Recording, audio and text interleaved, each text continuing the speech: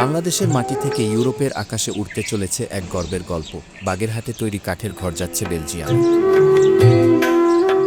আগামী 2025 সালের জুনে 120টি সম্পূর্ণ তৈরি কাঠের বাড়ি রপ্তানি হবে ইউরোপের দেশ বেলজিয়ামে।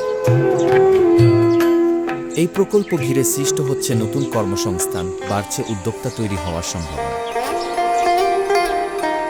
এই ঘরগুলো কেন এত জনপ্রিয়? রয়েছে বারান্দা, বেডরুম, বসার ঘর, রান্নাঘর ও টিভি ইউনিট। ডিজাইন ইউরোপিয়ান, কিন্তু কারিগরি বাংলাদেশি মেধা ও পরিশ্রমের ফল। তৈরি হচ্ছে আম, জাম, মেহগনি কাঠ দিয়ে। বেস্টমেন্টের কাঠ আসছে ঘানা থেকে।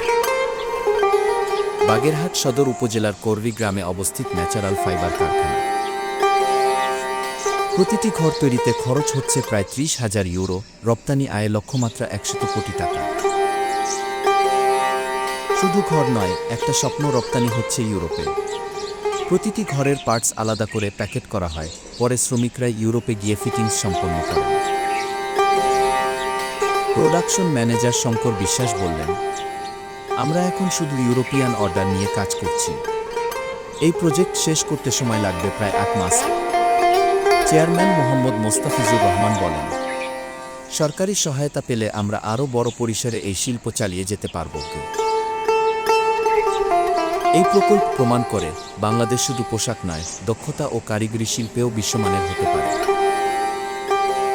এমন অনুপ্রেরণাদায়ী উদ্যোগকে আরও ছড়িয়ে দিতে ভিডিওটি লাইক করুন, কমেন্ট করুন এবং বন্ধুদের সাথে শেয়ার করুন। আর আমাদের পেজে আরও এমন গল্প দেখতে লাইক দিয়ে পাশে থাকুন সবসময়।